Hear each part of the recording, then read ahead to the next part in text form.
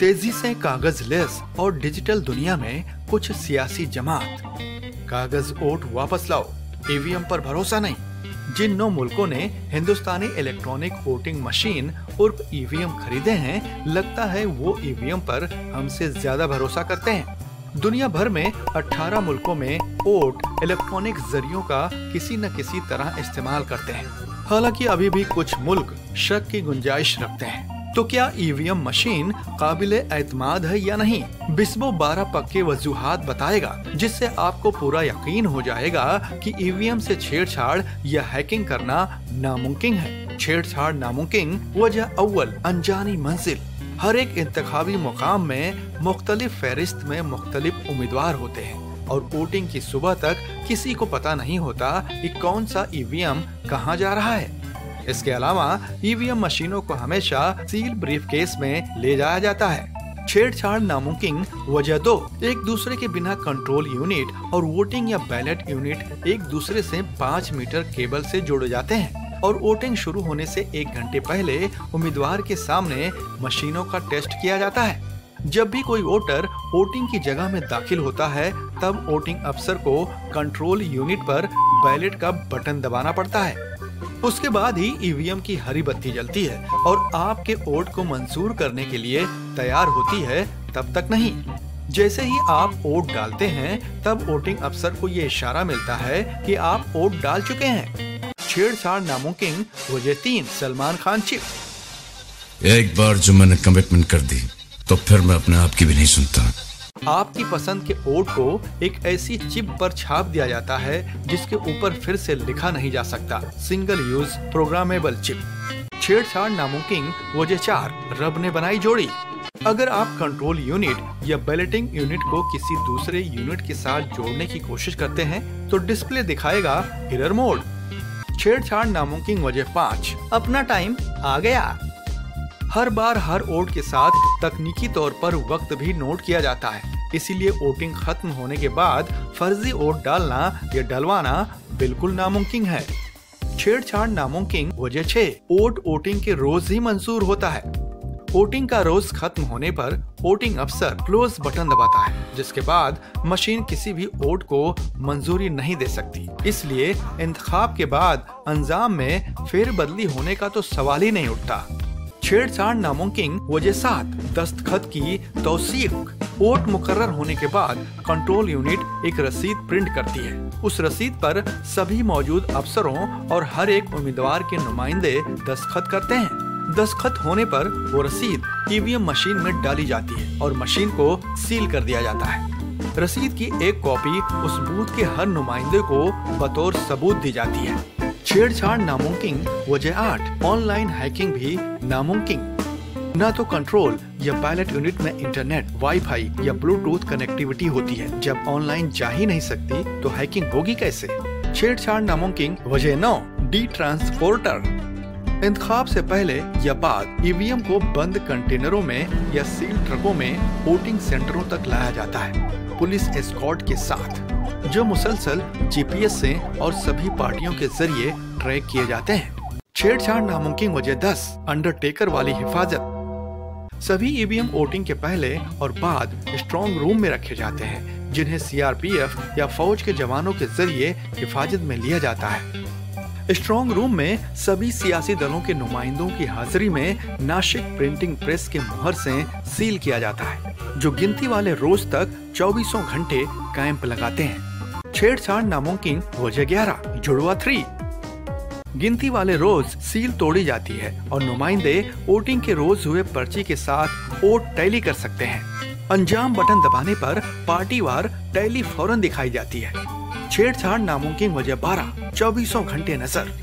ये सब 24 घंटे 7 दिन मीडिया, सीसीटीवी और हर पार्टी के नुमाइंदे की निगरानी में होती है। हालांकि ईवीएम का नजरिया 1977 में पेश किया गया था। इस्तेमाल पहली बार 1982 केरल के 50 वोटिंग बूथों पर हुआ था। ये 2004 था जब हिंदुस्तान के हर वोटिंग बूथ में 10,75,000 ईवीएम के साथ हम दुनिया के अव्वल ई जमहूरियत बने।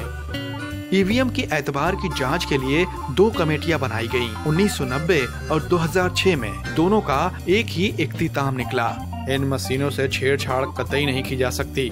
ईवीएम पर इंतखाबी कमीशन को इतना यकीन था कि एक टीवी बातचीत के दौरान ईवीएम पर शक करना सीता से आतिशी इम्तिहान की अपील करने के बराबर है।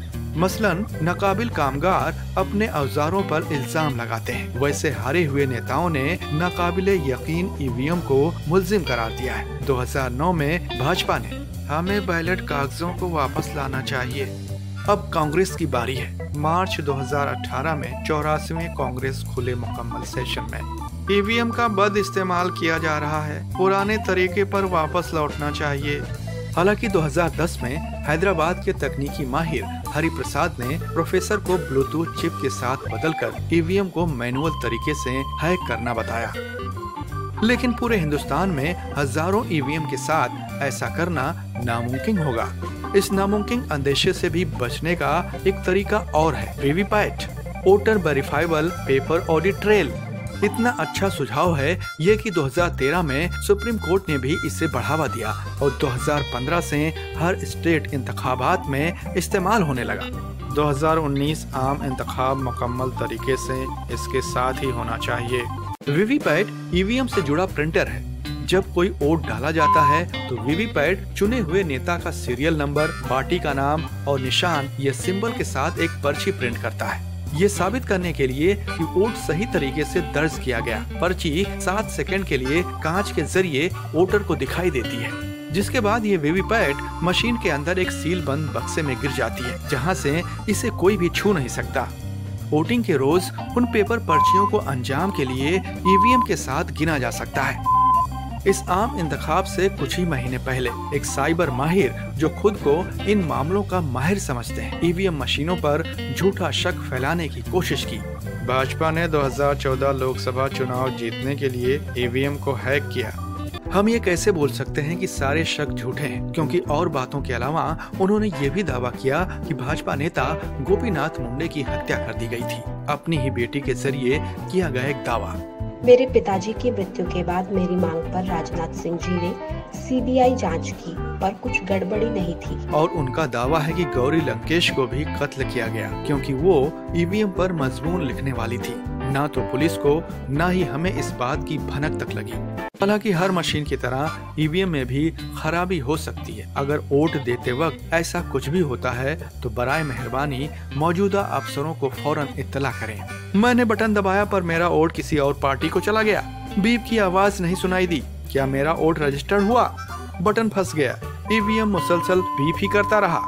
जान लीजिए एक खास फर्क ये है कि हैक गड़बड़ी नहीं बल्कि मशीन की खराबी है। जनवरी 2019 के 5 स्टेट के इंतखाबात में 1,76,000 मशीनों में से सिर्फ 6 खराब निकली। इन इंतखाबात के पहले हम चाहेंगे कि हर कोई फिल्म न्यूटन देखे, जहां राजकुमार राव ने एक वोटिंग अफसर की भूमिका निभाई थी।